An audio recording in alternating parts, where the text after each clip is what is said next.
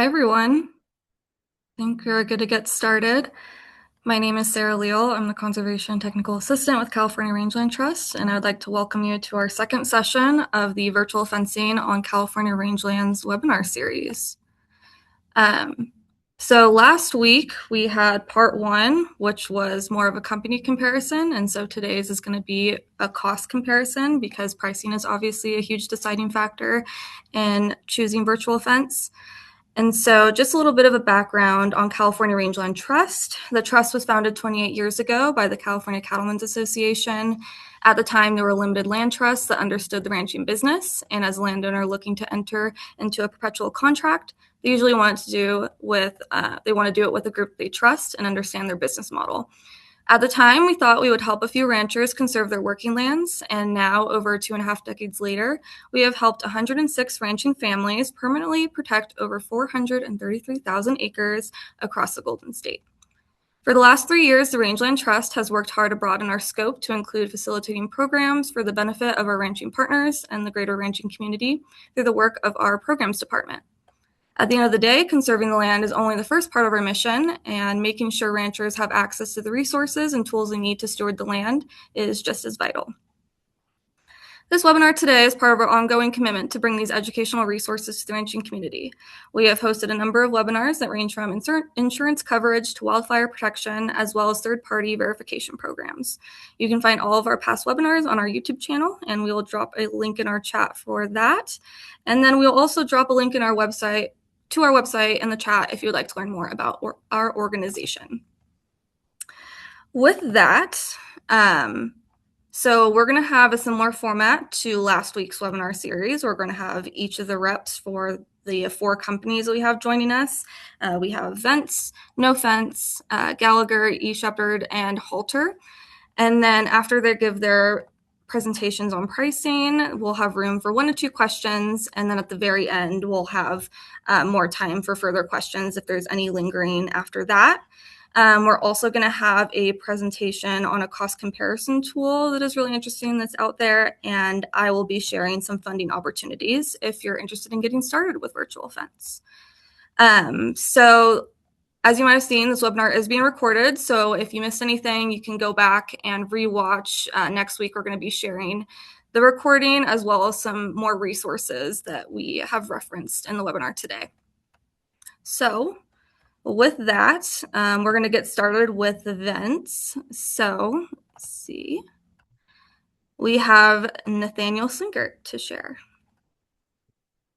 Hello, everyone. I'm Nathaniel Slinkert. I'm a territory manager for Vence in the Pacific States. I live in Washougal, Washington, and my territory includes the states of Washington, Oregon, and California. And so I'm going to share my screen here and get started on illustrating our pricing and how we determine pricing for each individual operation that we are working with. So let me get into presentation mode here. Okay. So first of all, a pricing summary here. We utilize base stations to communicate with our callers, which utilize LoRa communication network. And each base station is $10,000. That's an upfront one-time cost per base station. The number of base stations varies based on the landscape and topography. And I'm going to go through a quick example of how we determine the number of base stations and the locations for them in just a moment. Our callers are on a subscription basis with an annual subscription cost of $40 per caller. As far as the warranty is concerned, that's included in the subscription.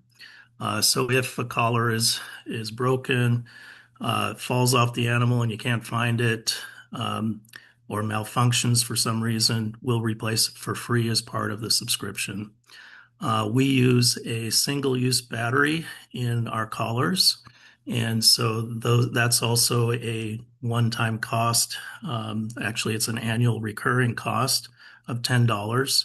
So you're looking at typically, depending on your use case, an annual recurring cost per animal of $50 per year. And depending on your use case, you might need two batteries. So consider it $50 to $60 per year there. And then depending on the use case, again, the battery life can go from 6 to 18 months. If you're going to do some very intensive grazing, you're probably going to burn through your battery a lot quicker. So just a brief overview of how our platform looks like from a technology perspective. Each of the animals wears a collar. That collar receives a GPS location from a satellite periodically, reports that location back to our system through a LoRa gateway, or what we call a base station, up to our cloud services and then to the user interface so you can track your animals. Likewise, to create and assign virtual boundaries to the collars. Think of it in reverse. You design your virtual boundaries on your user interface, and then you assign those to a herd of animals, and those assignments are relayed through the same network in the reverse direction. A little bit more on the base station. It's solar powered. We use LoRa, or long range communication, which is a Internet of Things platform. And it is a radio frequency technology, so we cannot go through mountains, for example. So we have to place these in strategic locations, usually on peaks, like you see here, or ridge lines. We do make it flexible so that if you want to mount it to a trailer to get it to where you need it and when you need it, then we provide that flexibility. There is a cellular backhaul to the internet. So that is something we also have to take into account. But typically on high ground, you're going to get a better chance of getting a good cell signal than in lower elevations. So how do we determine the number of base stations needed? And I'm going to kind of back up a little bit just to illustrate our initial customer engagement. When someone comes to inquire about our systems, the first thing we want to know is we want to learn what your operation is and how you intend to use virtual fence on your grazing lands. And we start by working with individual ranchers, looking at their grazing lands in terms of what infrastructure is there fencing wise. And in this illustration, I'm going to use as an example um, uh, what a rancher sent me recently for what we call a coverage model, which is one of our initial exercises. And in this illustration, you see his cross fencing and perimeter fencing are illustrated in white here. We talk about things like what's your water infrastructure as well. And so we like to identify how that is distributed throughout a given landscape. And you can see in this example, there's a pipeline with trough locations illustrated in blue here. And then we ask things like, okay, on this landscape, are there any restricted areas, like could be sensitive habitat, for example? And in this case, we've got a couple of red areas that illustrate areas that they need to keep cattle out of. This helps us determine where coverage is most crucial. And so taking this information, we create what we call an RF coverage model. And so, but before that, I want to also mention that we talk about the grazing plan and how the cattle utilize these properties. And in this particular example, this rancher managed his animals in two herds. This is roughly about 30,000 acres total here. And in two herds, he's got four quadrants on the west side and four quadrants on the east side. And he manages them in a clockwise fashion like this.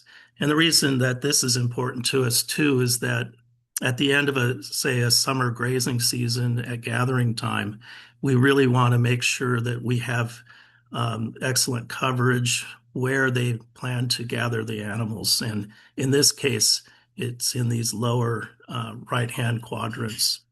So this is an example of a coverage model.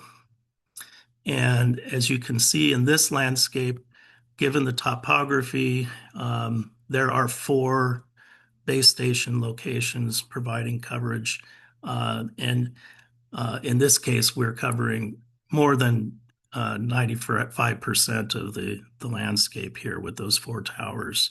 There are some patches without coverage. That is not a problem for us in that the collars will still manage the animals in those locations, but they won't be able to report back their GPS locations while they're outside of coverage. But for the sake of facilitating their gathering objectives, we've got really good coverage, which you see in green throughout this landscape, and especially in these two right-hand quadrants. So and then also, if you notice the restricted areas up here, we've got excellent coverage there as well. So this is the exercise we typically go through to determine the number of base stations needed. And it's going to be different for every landscape. You could take another 30,000 acre property and it might take two, it might take five or six.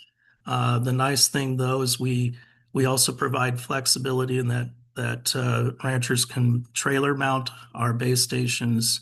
In some cases, that's a budgetary decision. In other cases, it's just to add more flexibility. For example, this rancher will want to use some of these towers on his winter grazing grounds, which are remote to this location. So I think, yeah, that's all I have to share.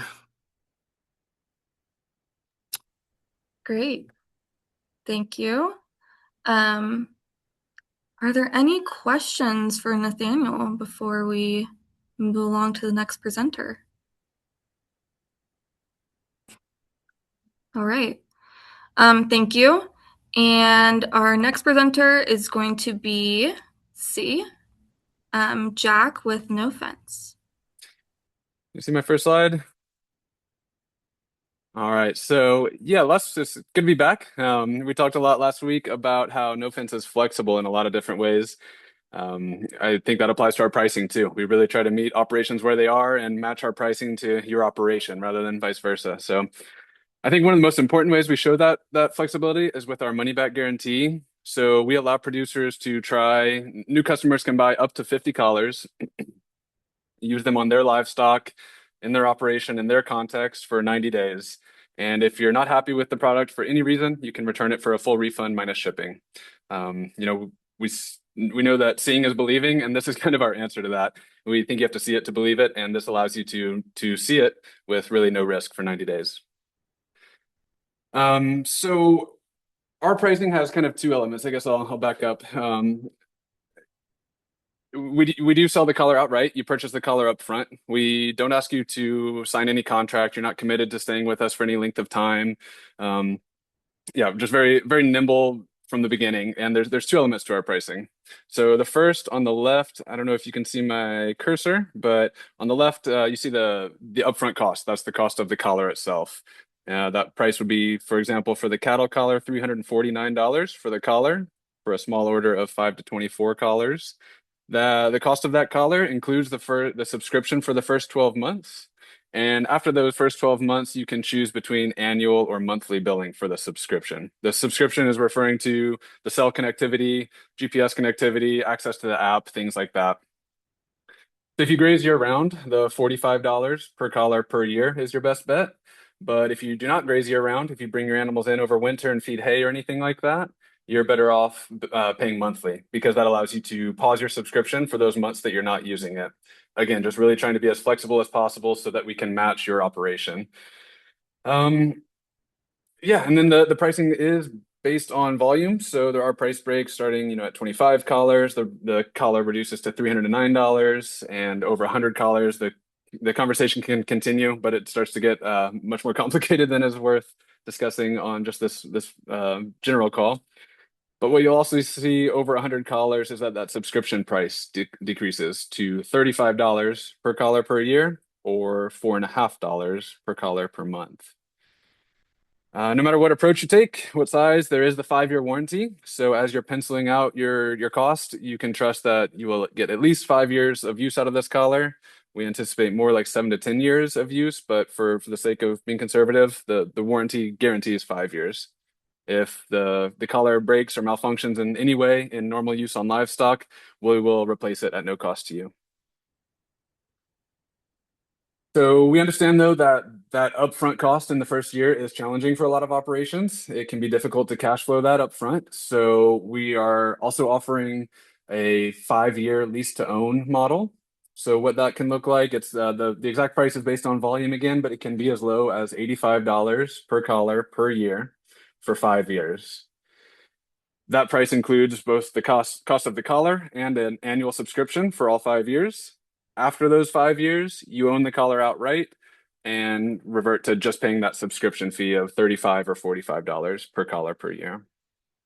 This currently only isn't an option for cattle collars, but we do make sheep and goat collars as well. You can see the structure is very similar.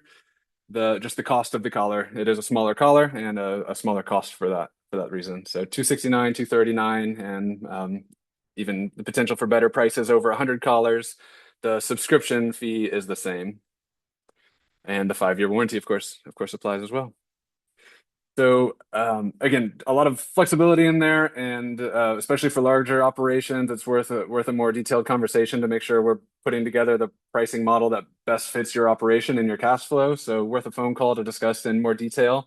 But I think the most important thing to leave you with is that again, there's you got nothing to lose by trying. We trust that when you see it, you'll believe it. So yeah, we offer the 90-day money back guarantee for that reason. Great. Thank you. We have one question for you, Jack. Did you Great. say lease to own is only for sheep or goat collars or for cattle as well? Currently, it's only for cattle. We do, again, this is where it starts to get complicated. There are a lot of financing, a lot of pricing models we can make available to you. One of which is partnering with a financing provider who can help give you a similar way to pay over up to 5 years for sheep and goat collars. But this particular model I'm referring to is only applicable to cattle for the moment.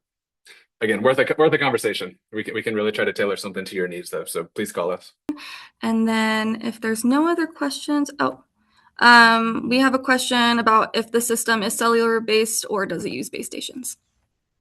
Yes, only cellular based. So there's the only two costs are the cost of the collar and the cost of the subscription. There's no additional hardware or infrastructure like a base station. Again, no contract to sign up front, so just very low risk and flexible. Okay, perfect.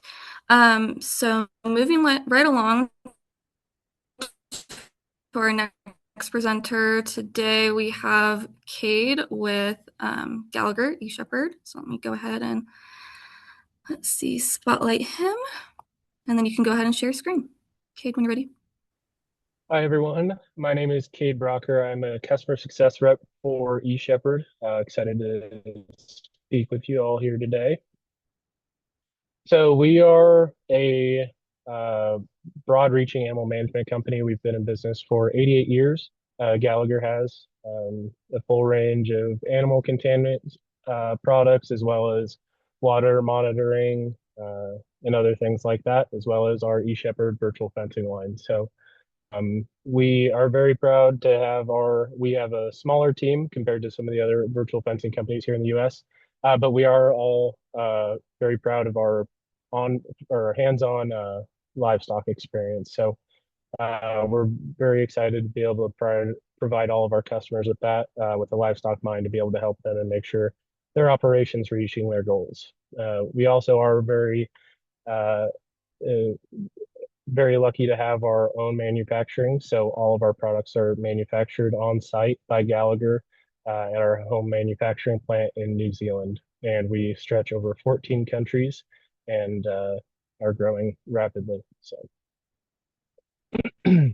So with our pricing structure, we understand that there's a lot of variabilities and in unknowns within the cattle industry specifically. So cattle prices can fluctuate, costs can fluctuate as far as inputs and things like that. There's also a lot of different disasters that can happen as far as wildfires that we've seen here in Western Nebraska and a few other states out west as well. So we've kind of got that in mind when we've come up with our pricing as well. So some other kind of key points about our neck bands. You can graze year round without battery changes. Our neck bands are fully contained. They're not meant to be opened up, change batteries, things like that. They're solely solar sufficient. So that is one positive for them. You can use it on all of your stock classes. So you can use it on your replacement heifers, bulls, and everything in between. And it also works on a wide variety of different terrains with or without cell service. So our neck bands are engineered for animal welfare and performance. It's very self-sufficient, very waterproof, audio first, and then our containment is audio first, and then followed by a pulse to contain that animal, and our XC is within 3 feet. So we do, like I said, have two options for connectivity. We have direct to cellular, so you can plug and play those wherever you may be, or if you have poor cell signal, we do have our base station option. So as I said, the cellular option works immediately wherever cell coverage exists, a little bit lower operating costs and doesn't have any infrastructure to maintain. It's just a little bit easier entry point for customers. And then along with that, we also have our LoRa base station range. It's really good reliability for some areas with very complex terrain, low cell coverage, and all those things. So both of these options do offer consistent boundary enforcement, no matter whether you're on the base station or the cellular option. Some other exciting things is your neck bands are always going to be up to date. So we're able to push out any firmware updates wirelessly over the base station or over the cellular network. And all of the current updates that we have planned as far as new features that are in the pipelines and in the works, the hardware is currently able to work with them. It's just the firmware updates. So once we update those firmwares, your neck bands will be able to utilize all those new features. So here's our pricing. For the neck bands, the pricing is pretty simple. For 20 to 59 neck bands, it is $300 per neck band. And then for 60 and up, it is $250 per neck band. So where the variation comes in is whether you go cellular or base station. For cellular, the data fee is $2 per month. And then for the base station option, the data fee is $1.50 per month. So along with our base station, there is some infrastructure required for that. The first base station is $6,000, and then every additional base station is $5,000.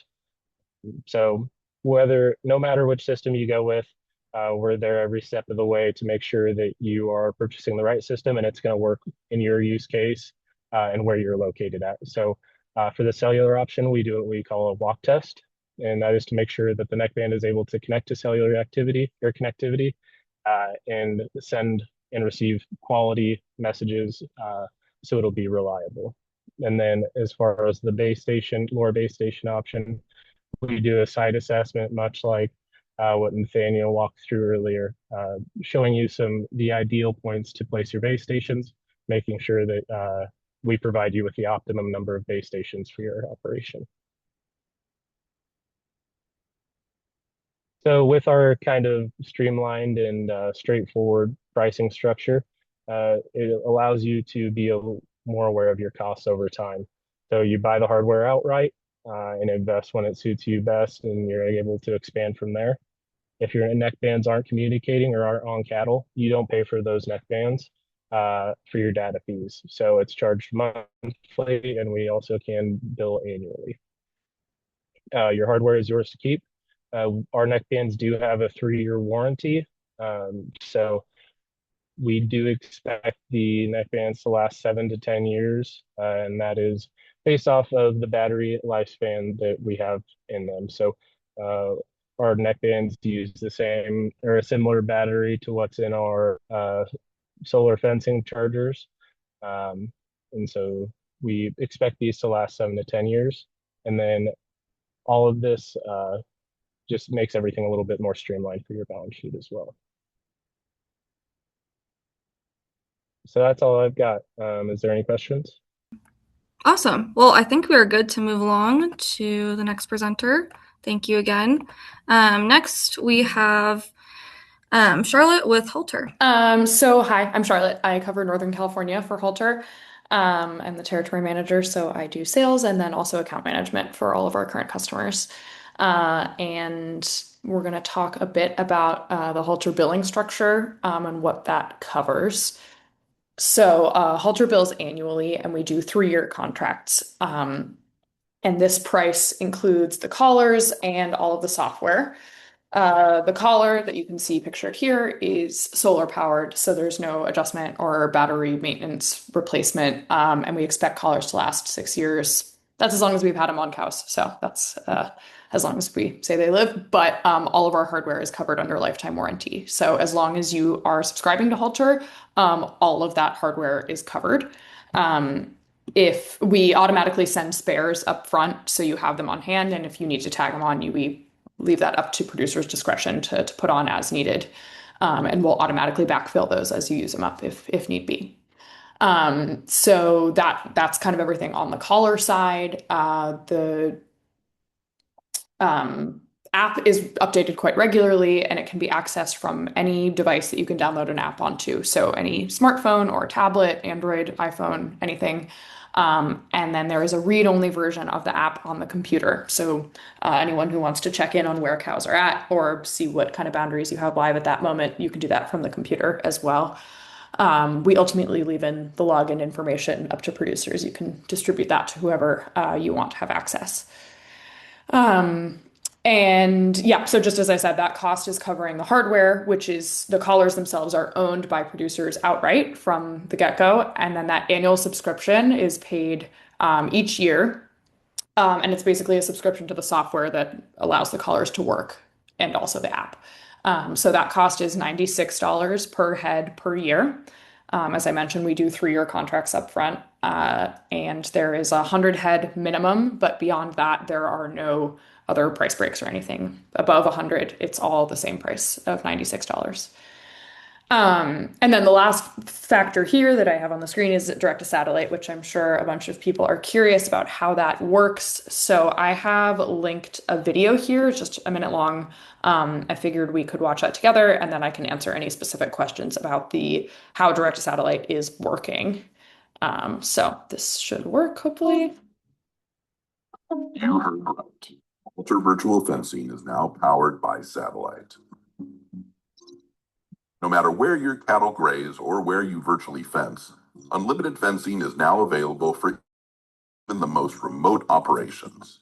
No towers required. Yep, sky's the limit now. Each animal wears a lightweight, solar-powered collar that connects via satellite to a mobile phone app. Farmers and ranchers use this app to create virtual fences and move their herd remotely. When a virtual fence is created in the app, the instructions are sent to the cloud and back down to the collars via satellite.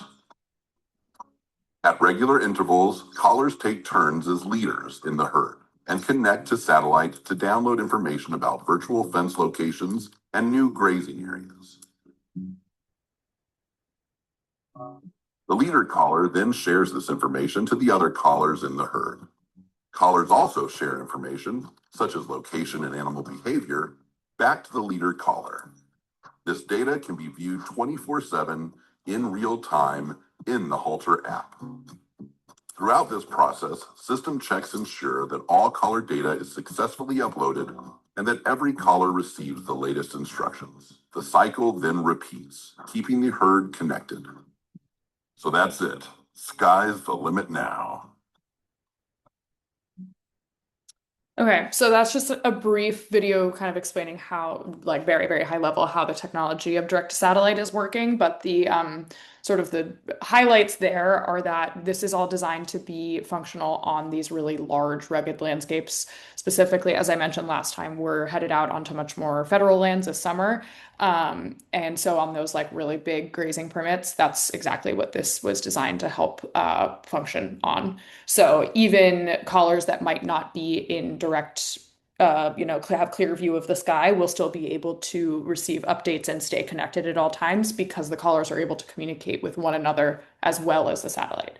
So just to reiterate, all of the collars are able to communicate with satellite, but at any given moment, usually just one in a group will be the lead collar receiving updated information and transmitting updates.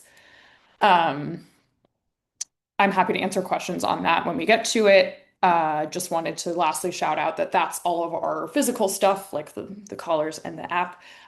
We also support our producers through the relationships that we build with them, which just like these other vendors, that's really at the core of our work here. So I think that's reflected pretty well in our lifetime warranty. We're viewing this, we said we do 3-year contracts, but we're really viewing this as a long-term solution. And we've got some amazing teams across the US as well as in New Zealand that are able to provide 24/7 customer support. So you can jump on the phone with a person who works at Halter immediately at any time. We've got territory managers like myself who kind of help with account management and goal setting and accountability. And then various other people throughout our product team and our engineering team who are constantly trying to learn from our producers and make this product better, the best it can possibly be. We're constantly iterating and improving, and we take a lot of pride in pushing quick updates that serve our producers as well as possible. And yeah, here's my info as well as my counterpart down in Southern California. Please reach out, and I can't see if there's any questions right now, but happy to answer. Awesome. Thanks, Charlotte. So we have some questions rolling in. So one of them is reiterate or just clarifying 100 head minimum to use Halter, and then if someone has 70 cows, would they have to pay for 100 collars to use Halter? Alex, I would please just give me a call after this. We can chat about individual situations ad hoc. In general, I don't want people to have to pay for something they're not going to use, but we can kind of talk about some options there in terms of maybe, if you're moving towards 100 in the near future, maybe that's something we can figure out.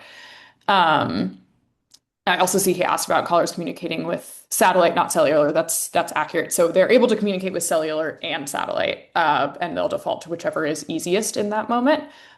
Satellite being more notable to mention because that is more available in these really rural areas. And then, yeah, there's some others. Someone has a question about how long the update time is per 100. Yep. I'm not sure what the per 100 means there, but any changes made in the app will be reflected in the collars within 12 minutes. So that upload time is the exact same as our tower-based system that we've had commercial for the last 8 years. So any changes made in the app will be reflected in the collars within 12 minutes.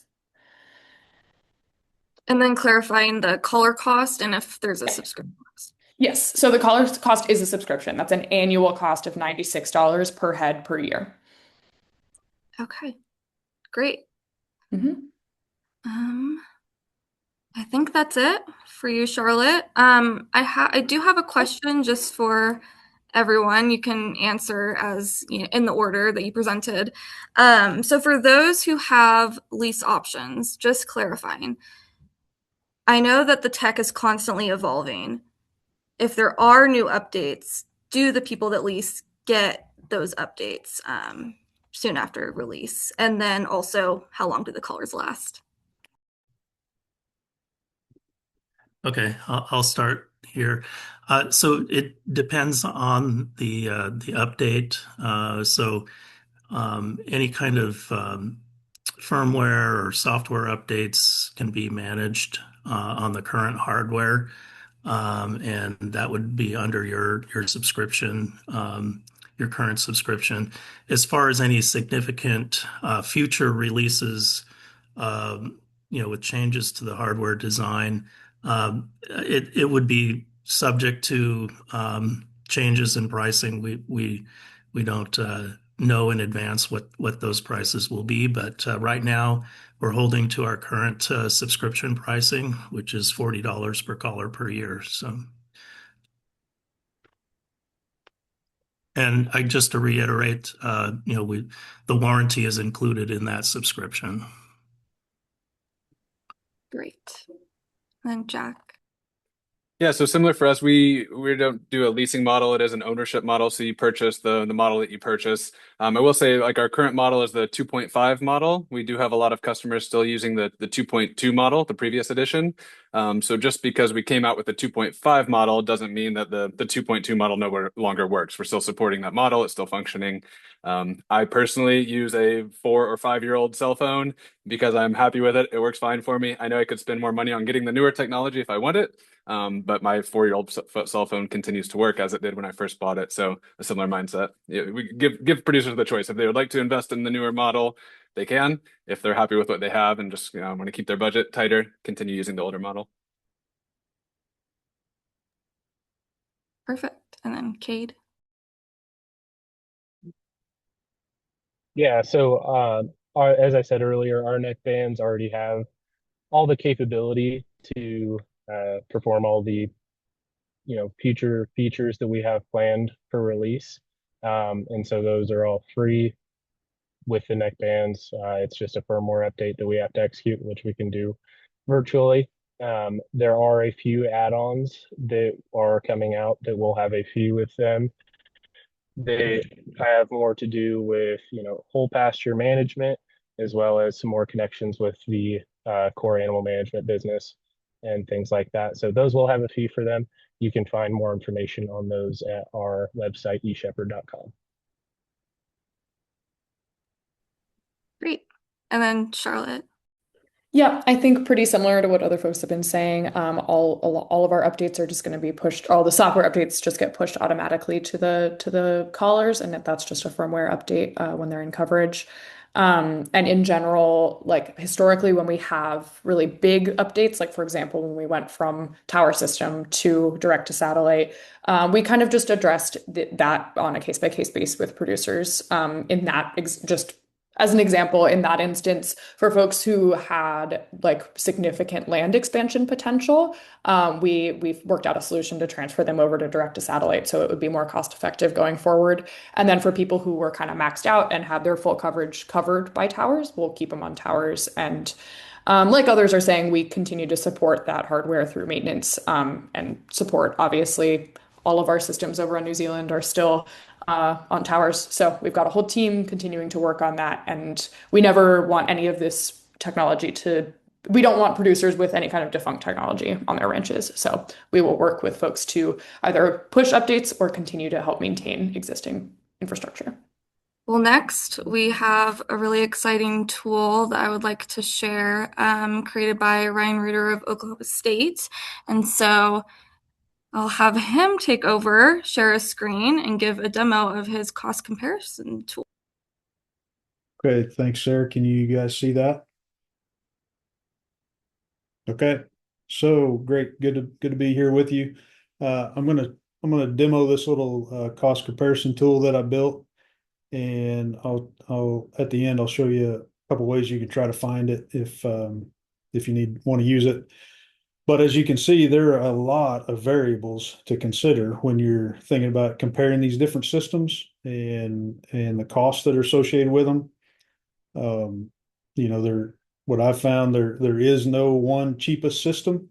They fit kind of in different scenarios, and they depending on the scenario you use them in, the they compare differently to each other. So again, there's a whole lot of variables. So tried to develop this little tool to capture some of those variables and let producers explore how changing some of these variables changes the cost comparison and help you decide which system might fit best for the scenario that you've got that you want to use it in. So kind of give you a brief overview here to this system over here on this left-hand panel. This kind of sets up where you can define the scenario for your ranch that you're looking at. So you can pick tell it the size of the ranch in acres, what your typical stocking rate is, and then it'll calculate how many animals you've got. So that drives how many collars you're going to use. Set your interest rate. You can get down in here and tell it about the fence that you have, the existing physical fence that you intend to use, and this interior fence thing would be kind of a comparison to basically the concept of replacing physical fence with virtual fence. And so that you can kind of set that up for your ranch over here in this panel. And then these panels over here, each of these columns over here is one of the vendors that we just looked at, one of the virtual fence systems. And I've tried to set up the defaults here so that they align with the information that you were just presented, and they're kind of the retail and default values that you're going to see. Obviously, we know things change.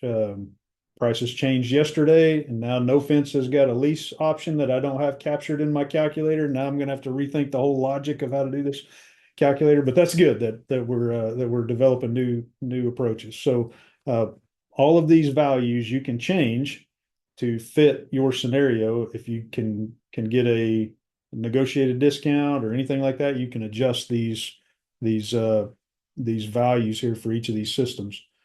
So what you're going to find here is I've got these two systems, the eShepherd radio and the Vent system. These are the two LoRa based systems where you'll have base stations. And so you can kind of see these two. You can pick the number of base stations. You can tell it the base station life and all those kind of things. Change the cost of the base stations. These three systems here work on this cell network. So they're blue and they do the cell network thing. So they kind of have a similar cost structure, but you can adjust those each of those costs. Halter in purple here is the one that's going to work off satellite. And then as new companies are coming out, I'll try to keep adding to this. We didn't talk about Monil. It's not available in California right now, but I expect that it will be in the near future.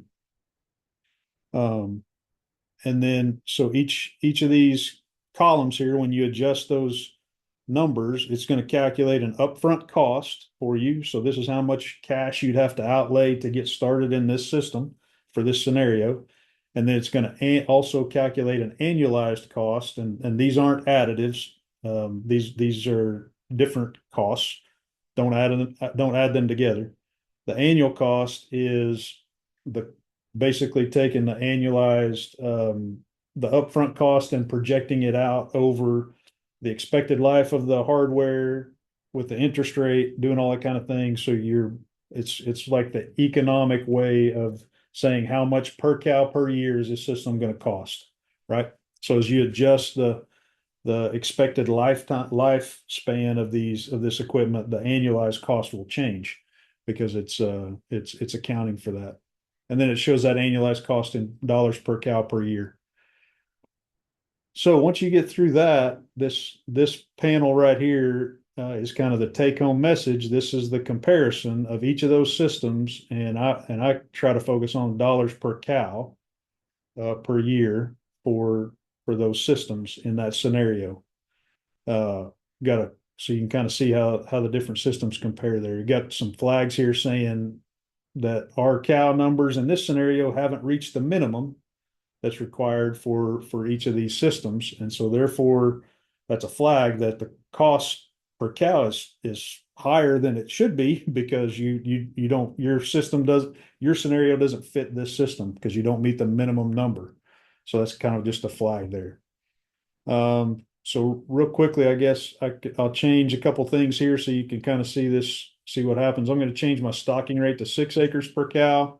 It's going to recalculate that I've now got 107 cows that I'm going to collar, and you can see the difference in the collar, the cost per cow per year, reflected in how those things changed, right? So if we did that, I think I've got some of the defaults set to where they change some of the pricing of some of these things to reflect the bulk discounts. Like for example, in no fence, the collar service per year went down to 35 because we're at their bulk discount factor here. So let's just pick on no fence. We'll raise it to 40, and you can see it may be hard to see, but it changed the cost there for no fence is changing over here. So you can pick the thing that you want to evaluate and see how it affects the cost comparison.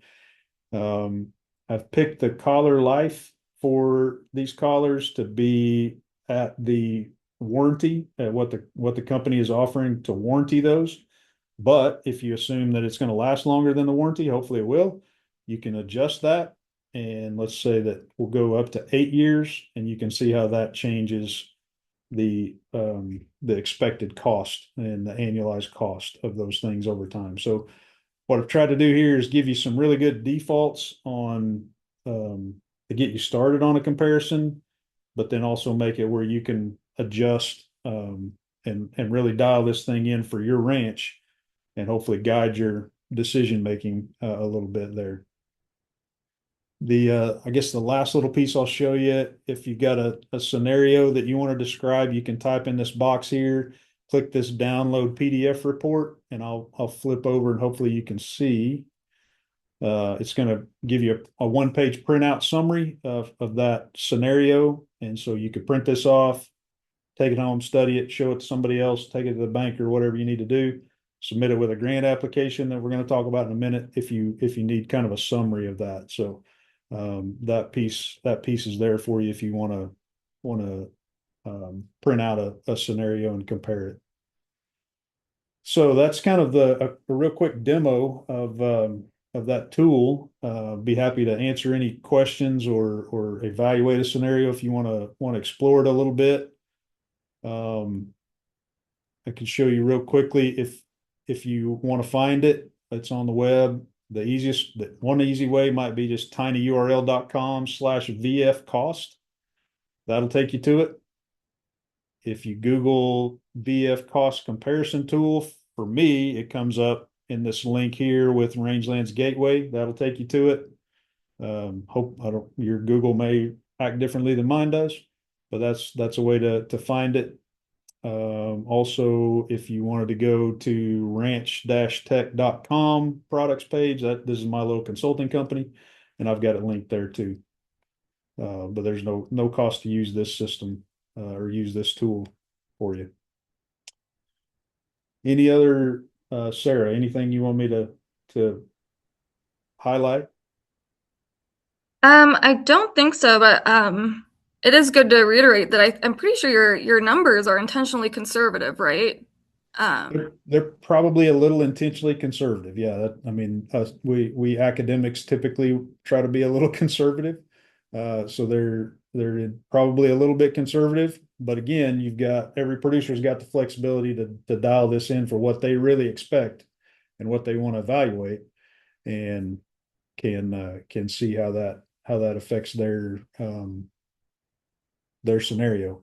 I've got a little about page here if you want to go in and read about some of these definitions, how we've done some of these calculations. You can see what some of the assumptions are. And as I updated it yesterday, and as new things come in, we'll try to keep it updated, try to keep it current. It's been a fun little project to work on. Again, these more companies, and they get more sophisticated with their pricing models, and that complicates my job of trying to compare them, but that's a good thing. So awesome. Thank you so much for sharing that and demoing for everybody. I did put a link in the Ranch Tech to the Ranch Tech site in the chat. But I'm also going to be sharing the link afterwards in the follow-up email. So if anyone wants to refer to that's where you can find the link. All right. So let's see. In the interest of time, I'm going to move forward and go along with my presentation on funding opportunities that are available if you need assistance with virtual funds. So everyone can see my screen. All right, so there are different funding opportunities that are available if you're interested in getting financial assistance with getting started with virtual events. There are a lot of upfront costs associated with it, so there are programs that are available if you're interested in getting that assistance. There's not a lot that are virtual events specific, but the main ones that are out right now are under the Natural Resources Conservation Service programs. So the main two being the Environmental Quality Incentives Program, also known as EQIP, and the Conservation Stewardship Program, or CSP. Just in a quick overview of the NRCS, they provide financial and technical assistance for folks that are interested in implementing conservation work on their property. And both of these programs fall under, the same application. There we go. Maybe everyone can see now. Hopefully that's better. All right. So different programs. Same application process. You'll meet with your NRCS planner. Very similar in that way. There's the same base rates as of 2026, but some differences, key differences between the two programs. EQIP is a little bit more flexible in their cost share payments. So say you finish something this month, you can get a planner out soon after that's completed, and then you can get your payment soon after that as well. For CSP, if you get something done this month, you'd have to wait till the end of the year or early the next year to get your payment. So they do the annual payments, whereas the EQIP is flexible, so cost share soon after.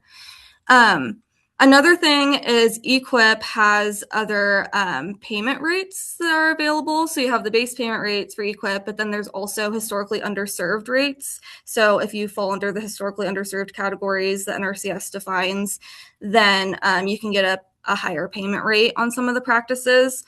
And then they also have priority practices under EQIP, which has a slightly higher payment rate. So I believe 528, which is the grazing management practice, is a priority practice.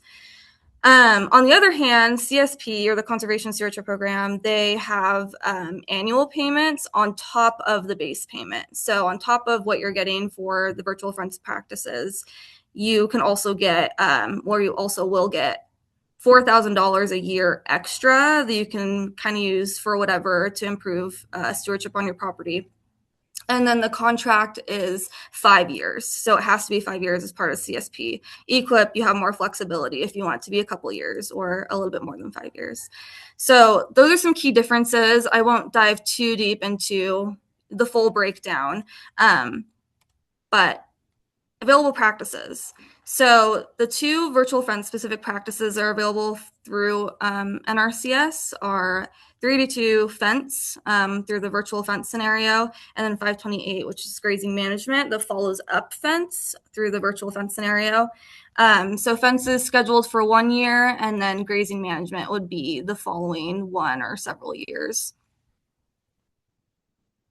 So for base cost share rates for NRCS, again, this does not include any priority rates, historically underserved rates, or the minimum annual payment for CSP. So how they structure it, they do base cost, the implementation cost, and then the transmitter station cost, if that is something that is needed for the operation. So for the collar cost, which is that just that base implementation cost, it's $41.78 per collar as of the fiscal year 26 rates. If you're applying for possibly next year, those could change. I don't know if they would go maybe up or down, or if they stay the same, but that's something to keep in mind. And then there's not a minimum for the collars because, the different companies have their own minimums. So we're flexible, or NRCS is flexible with that. And then on top of that, you would get an $8,000 or $8,444 base cost, which that covers up to 2 transmitters or if you have a system that doesn't use transmitters, you still get that base cost. And then if you do use any like towers or anything like that, and you need more than 2, you can get an extra $5,815 per extra transmitter. On top of those fence payments, you follow it up after with the grazing management virtual fence scenario, so that could help with, you know, any subscriptions and the work that it takes to manage the systems and manage your cattle. That is $57.79 per collar. So when you are interested in getting started with planning with NRCS, they're going to want a full inventory of your grazing infrastructure. So one of the main things is, do you have perimeter fence? They want to make sure you have perimeter fence so that, you know, if anything happens, if there's any like system failures or something, you are covered with a boundary fence. And then other things they want to take a look at are any watering facilities. So say now you have access to way more of the property that your cattle graze on because of the virtual fencing. Do you have the water to support that? And then livestock handling facilities. So they want to make sure you have a spot for collar maintenance, taking the collars on and off, or, you know, switching anything out. So that's another thing they want to take a look at. And then when you are planning, they want to know how many animals are going to be collared, obviously, so they can, you know, do those cost estimates. And then they want to know where the transmitters, if you have any, are going to go. And then lastly, another big thing is they want a contingency plan when you're going along in this process. So they want to know, what do you do with the collared animals in case of an emergency? What if they don't respond well to the collars? Can you prevent commingling with non-collared adult animals? Things like that. So they want that all that laid out to make sure that you have a plan in case any of those situations or any similar situations happen. Other considerations with NRCS, NRCS does not communicate directly with the vendors, so you're going to be having to do, you know, like talking with the reps, seeing which one works best for you. You have full control over that. If you want the vendors to have communication with NRCS, you have to give them permission, but in general, NRCS does not communicate directly with them. And then you are able to do this on BLM or Forest Service land with permission from the agency in order to add any structures. And then another thing is the virtual fence practice has a 7-year lifespan. NRCS practices have designated lifespans. So say you install or have virtual fence, you're not able to get funded for virtual fence again for another 7 years. So that's also something to consider as you know, new tech comes out or something like that. And then the grazing management practice has a 1-year lifespan, so you can do more than 1 year of grazing management on top of the virtual fence. So in addition to NRCS programs, there are some other programs available in California that can help with the costs associated with virtual fence. They're not virtual fence specific like NRCS, but they can help with like grazing related funding. So the California Department of Food and Agriculture has a Healthy Soils program. They're not open for applicants right now. They promote healthy soils on California farms and ranches, and they do have grazing practices you can do through them. But if you do want to apply, and starting in January, they're going to have block grant recipients posted on their website. So basically, they provide funding to other agencies, and then they administer the funding and the technical assistance and all of that for CDFA. So once that's posted in January, you can see all the regional or statewide groups that are helping implement this program. And so if you want something a little more localized, that's another option. And then the U.S. Fish and Wildlife Service Partners for Fish and Wildlife program. Also, they're not open for funding at this point, but they will have funding come fiscal year 2027. And so they also offer funding and support for grazing management related practices, as long as it has, you know, a wildlife habitat focus, as long as it's, you know, improving any kind of habitat for, say, like migratory birds or something along those lines. So again, not open at this point, but come 2027, there are additional options that are available if you're not interested in going with NRCS, or maybe you want to do something alongside NRCS, that could potentially be an option. So that is all I have for NRCS related and other program related funding. So thank you so much, and any questions?